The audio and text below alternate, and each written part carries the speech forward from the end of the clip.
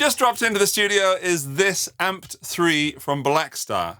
It is a 100-watt pedalboard amp capable of clean all the way up to high gain. And in this video, I'm going to put a bunch of guitars and pedals through it and find out if it's any good. So, let's hear it.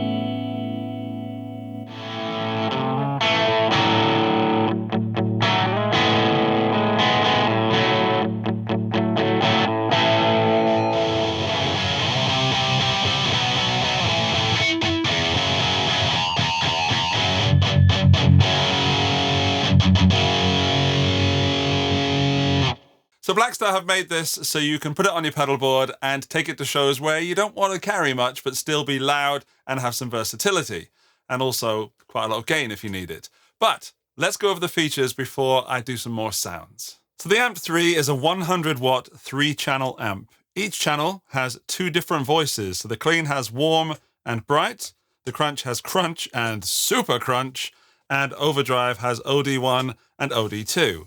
There's also a foot switchable boost, which can be pre-preamp or post-preamp, and a foot switchable reverb, which can be dark or light. You've got controls for bass, middle, treble, and the ISF, the infinite shape feature. And up on the top row, you've got gain, volume, boost, the amount of reverb, the amount of presence, and the master volume.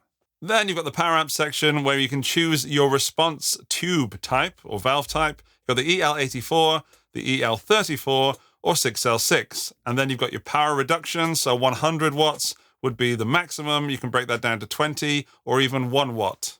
On the sides, you've got holes for ventilation, just there and there. Then also on the bottom, we've got 4 big rubber feet to stop your amp floating around on your pedal board. And on the back is all the connectivity. So we've got power in, which is a standard IEC kettle lead, which can run from 100 to 240 volts. Then we've got some outputs for pedals. So that's 9 volts with half an amp in total between those two.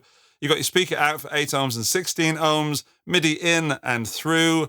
There's a big old fan on the back, a Kensington lock, USB for doing cab rig and audio interface. Then we've got in, out, effects loop, selecting that level. So is it 4 or -10? Not forgetting that big XLR out. Included in the box are 2 MIDI breakout cables, a USB cable, and your power cable. So as you can tell, it's quite versatile, but is it any good? Let's find out by throwing a bunch of guitars through it, starting with this Player Strat. So I'm going to start with the clean on this and find out the difference between the warm and the bright voices. And with regards to the power amp, I'm just going to choose what sounds best, but I'm in 20-watt mode for this part of the video.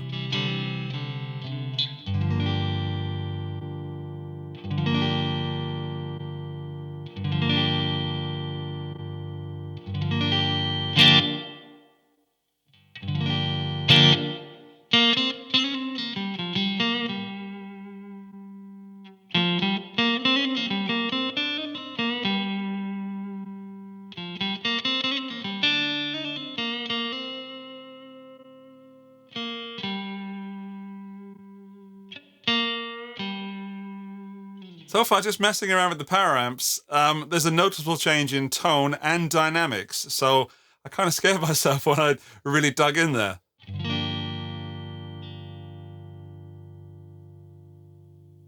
Let's put that. That's good for me. Gain is currently, it's there on the preset. Here.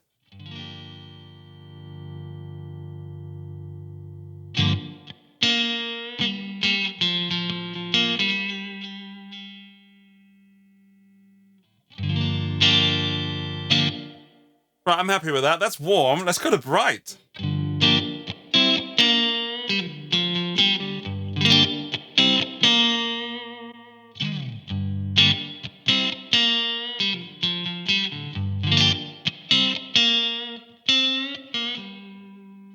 think it was already pretty bright on the warm, so I'm going to put that down to EL84s and see what that changes.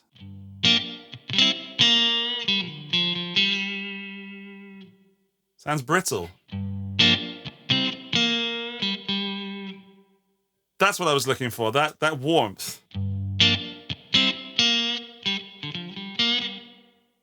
So it gets a bit more jazzy as you go to the EL34s and 6L6. And by jazzy, I mean warmer. So let's go now just between warm and bright. Everything else will stay the same.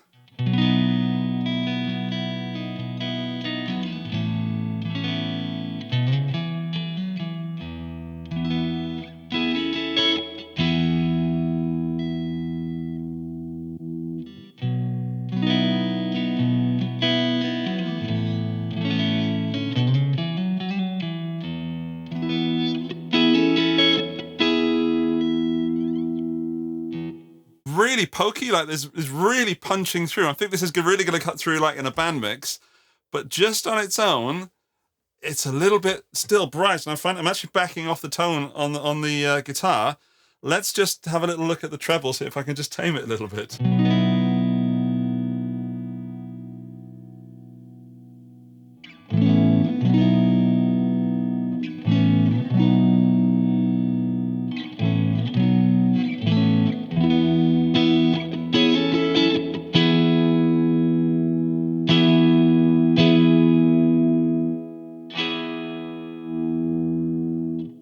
The EQ is not as responsive as I thought it would be, but it's cutting in the right places and the right amount. It's not like pulling it down or pushing it up. It's just giving that gentle sort of nudge in that direction. All right, let's have a look at the crunch channel. And for that, I'm going to want to use some humbuckers. Right, crunch. Be careful because I've just made a mistake and then cut it out of the video to save time. But if you're changing these are presets. They're not just changing channels unless you hold the manual button. So if you're doing manual, then you are changing with the what you see is what you get. If you hold it again, it goes back to preset mode. So I'm in presets. So when I changed to the crunch, I was actually in super crunch because that was what was saved on the preset. And I knew that, but I still forgot it. So I did a whole spiel about the crunch being too crunchy and a little bit too aggressive. I was actually on super crunch. So you don't know that because I cut it out because I didn't want to waste your time. But let's have a look or listen to the crunch.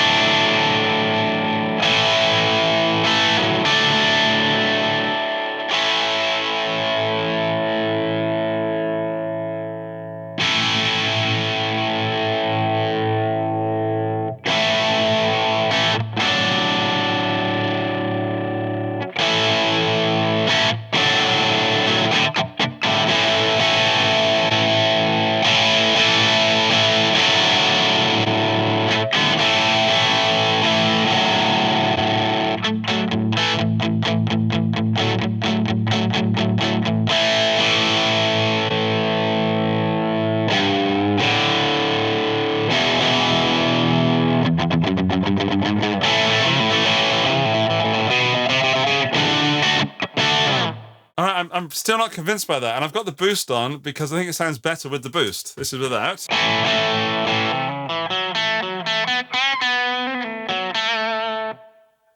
The crunch has a kind of, it's brittle and harsh and really quite aggressive to the ears.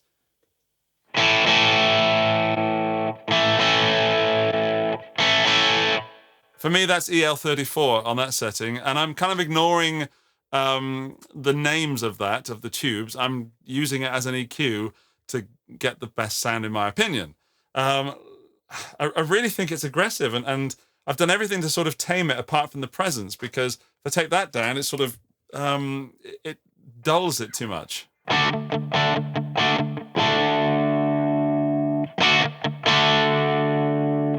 And then putting the boost back in, it does give it a bit more beef.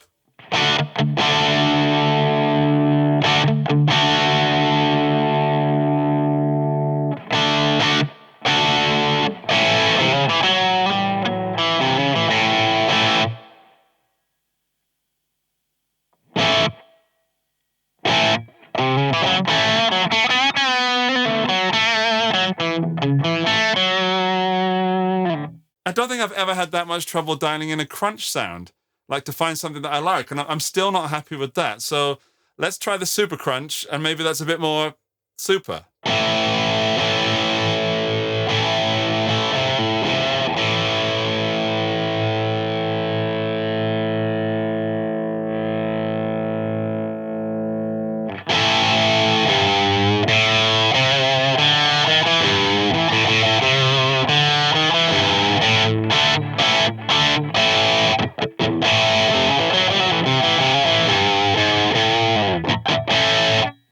I'm still not happy. Yeah.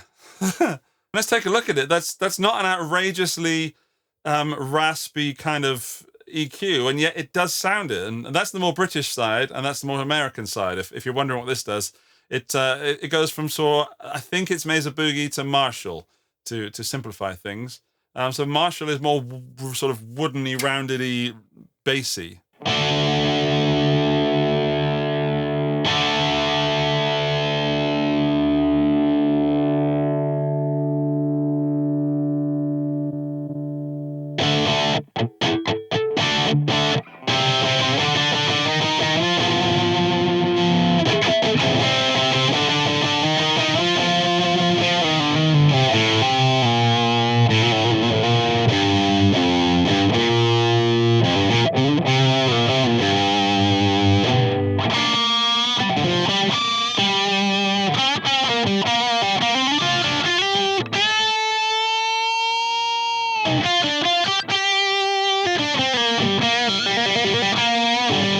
All right, let's try OD1 and check that it is OD1.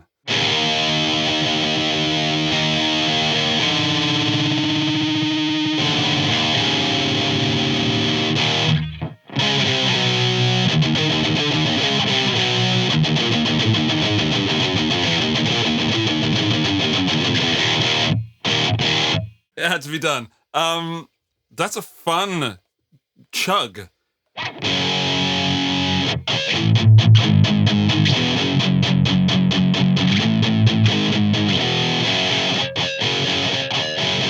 That's great fun. I don't know if it's good, but it's fun and good to me.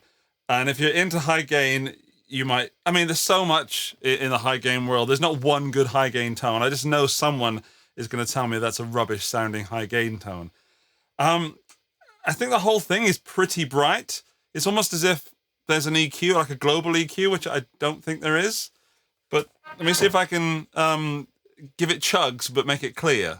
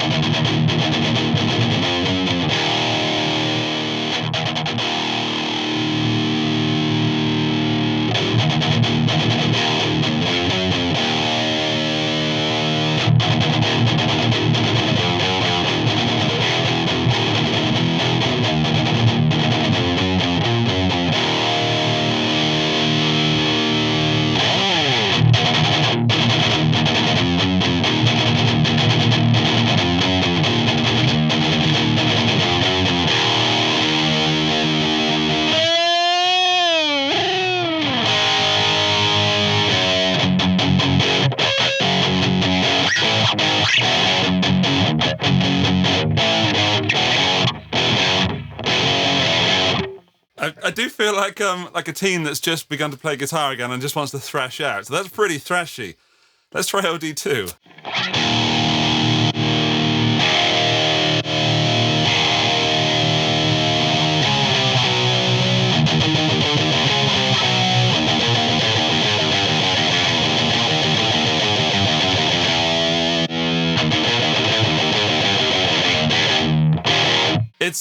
It's bigger. It's less aggressive, just bigger, and grabs you by the bum rather than by the ears. I was going to say balls then, but that's not really on brand. I think it's a great sound. I don't know if anyone would like listening to it apart from me. I really dig it. And hang on, there's so much gain going on. Let's get rid of that hiss. There's so many videos out there of the Amp 3 that do the high gain tones, and I haven't actually heard many of them, but I saw that they were there, and I just figured that I would do something a little bit different because I love high gain, but more in a sort of grungy way, he says, holding this BC Rich. Ironically. I love gain. I sit in the more sort of chug and power chords and 90s grunge than I do widdly widdlies. There's time for it, and I think that amp would do lead lines. I've heard players play through this live, and the lead lines are amazing. It's just that's not the sort of player I am and not what I want from an amp. So we'll go into the review part in a moment. I just want to see how it does with pedals, because that clean channel on this is absolutely gorgeous. And I'm pretty sure it's the same clean channel as from the Amped 1, which I've already done a review of, and I really dug that amp. So I'm going to switch guitars to something a little less amazing and put some classic rock through this. I'm going to put the HRM V2 from j-Rocket through the clean channel now, and then compare that to the crunch channel of the Amped 3. I'm in manual mode, so what you see is what you get. Here's the clean. Here's with drive.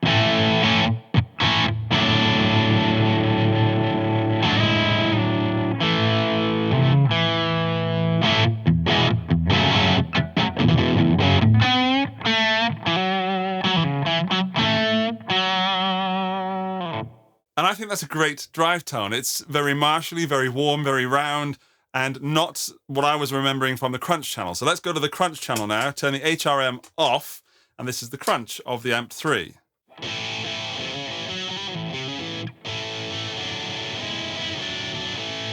Now I'm in manual mode, so I need to readjust this for something that is more suitable.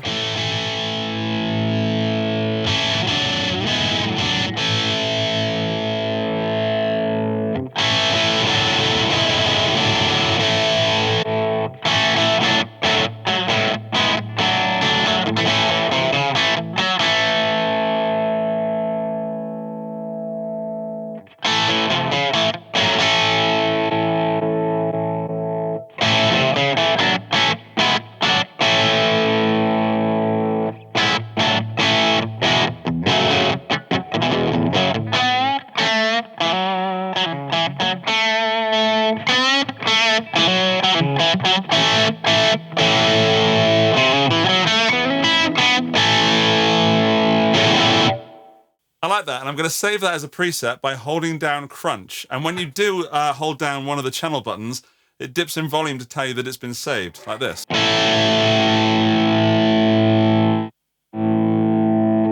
And that is fantastic. Blackstar have really nailed that, because usually you get a flashing light or everything flashes and says, yes, I'm saved. But no, dip in audio, because, you know, using your ears. I think that's genius. Let's go to the program mode or preset mode. And then back to HRM be clean. It's not that far off. It's just that is a bit warmer. Okay.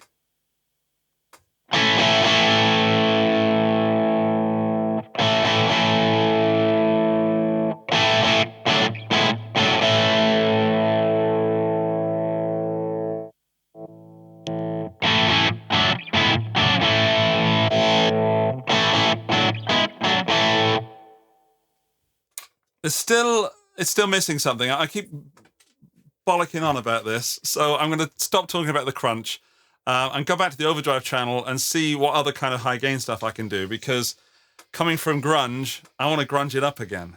And I'm going to do that with my Kurt Cobain Jag.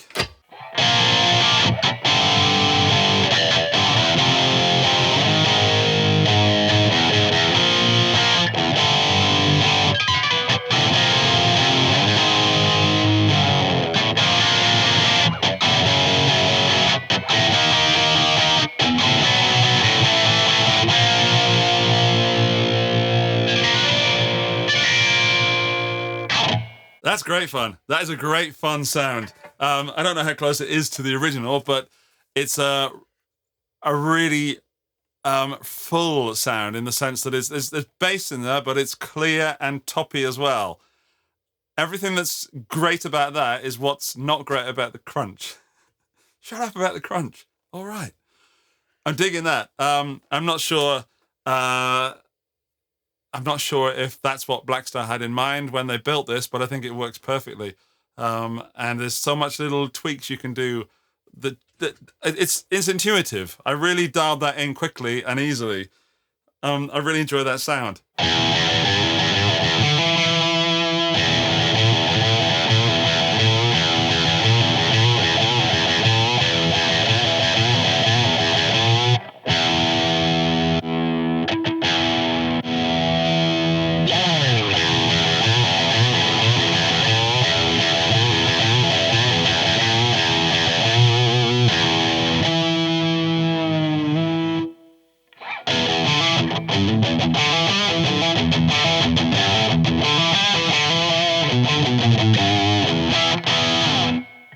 Yeah, if I could think back to when I first started playing guitar and had one of these on the floor instead of the Marshall that I took around with me, the Valve Estate, I only needed loud and distorted, and then loud and clean, and this does both of it. Super happy with that. Let's talk about using AMP3 as an audio interface and the Architect and Cab Rig software, which I've used before and is available on many of the modern Blackstar products, and it is superb. However, is it still superb on AMP3? Let's have a look. Right, so you've got the digital version of AMP3 just up there, and that's been recorded on the computer.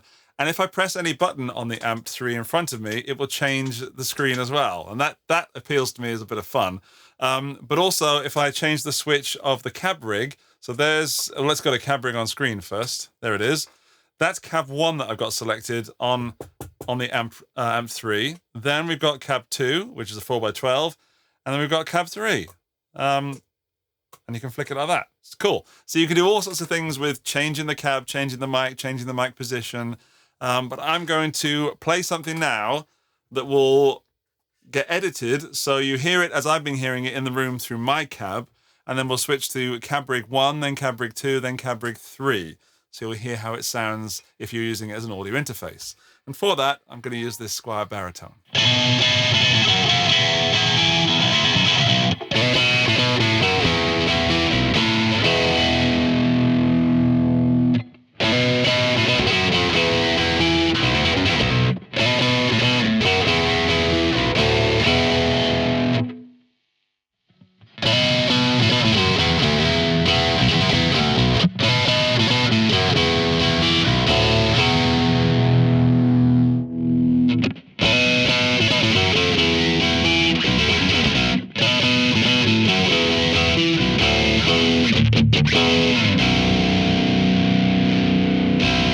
In the room, that sounded fun and fantastic, and I love this sort of snappiness and that sort of transparency. It's really gritty and growly, but you can still hear the notes through it. I hope it sounded great on cab rig as well, and I'm interested to know which one is your favorite cab rig setting, so don't forget to leave a comment telling me what that is. I'm going to guess that mine's going to be the 4x12. Yeah, I'll put my neck out there. Right. Let's get down to the nitty-gritty and review the AMP3. Should you buy it or not? AMP3, a 100-watt pedalboard-sized friendly little amp that can also do 20 watts and 1 watt. It's a USB audio interface. It does clean. It does high gain. I don't think it does crunch that well. I think that if we ignore the crunch, because I've talked about that a lot, this is a fantastic piece of kit. It is an amazing fly rig, and it's 2 kilos, which is nothing. However, if you're in the more sort of rock area, you might want to have a couple of pedals attached just in case to give you that sort of more rock, because I'm talking about it again. I don't like the crunch on this. However, because it's got those 2 pedal 9-volt outs, where are they? Just there. This is super versatile, and with maybe a tuner and a crunch pedal, you could gig with this. That's all you could need. Maybe a noise gate as well, because it doesn't have a noise gate in there as far as I know. It does have a DI out with this XLR, so you can go straight to PA for silent playing on stage, or power the cab on stage and then send the sound technician that XLR. They'd be super happy. I think there's a lot to like about it. A little fun feature this has as well is that if you hold down the reverb when it's turned on, you get a freeze function, giving you sort of pad to play over. However, a little complaint about that is that the reverb has to be on first and then you hold it down. So you can't go from no reverb to the freeze function. You have to first turn it on. So it's either a double tap, or if you've already got the reverb on, you're golden. The reverbs are good. They're not fantastic. They're not like boutique level, but they're certainly better than not having one. And every amp should have a reverb in it. And I quite like them as long as it's not a character reverb you're after. It gives a sense of space and feeling. Also, slightly noticeable in a quiet room, the fan at the back does kick in a little bit, but it is nothing like my PC used to be, or if you're on stage, if you can hear that, you're definitely playing the wrong gig. But if you're in a recording studio, that might be annoying at first. I got annoyed by it at the beginning of this video, and I forgot about it within about 5 seconds. So yeah, bear that in mind. I think Blackstar have chosen the names of these channels rather oddly. Clean makes sense, but these two is a little bit odd, and it confused me as to whether I was on the right channel. But it definitely is that direction in terms of gain, so lowest gain and highest gain. If you have a gig where you need clean and something absolutely thrashing, this is perfect. If you need something that is a bit more rocky, you're going to need an extra pedal or some pedals. And if you just need the clean with a bunch of pedals and you don't need either of these two channels, there's the 𝗬𝗪𝗏 from Blackstar, which is absolutely superb. If you need effects, there's the 𝗬𝗪𝗡, which is somewhere in between the 𝗬𝗪 and the 𝗬𝗪, numerically and function-wise. It's got a bunch of effects in it, and that might be suitable. So ultimately, Blackstar 𝗬𝗪𝗡, if you want something clean and pedals or high gain and fun, this could be for you. If you want something rocky, you might want to look somewhere else or add a pedal to this. Whatever it is, at this price point, which is about 500, even less sometimes, this is a bit of a steal. Thank you very much for watching the video. I hope you enjoyed it. There are links to this underneath me right now, somewhere on your screen, and I will see you in the next one. Bye-bye!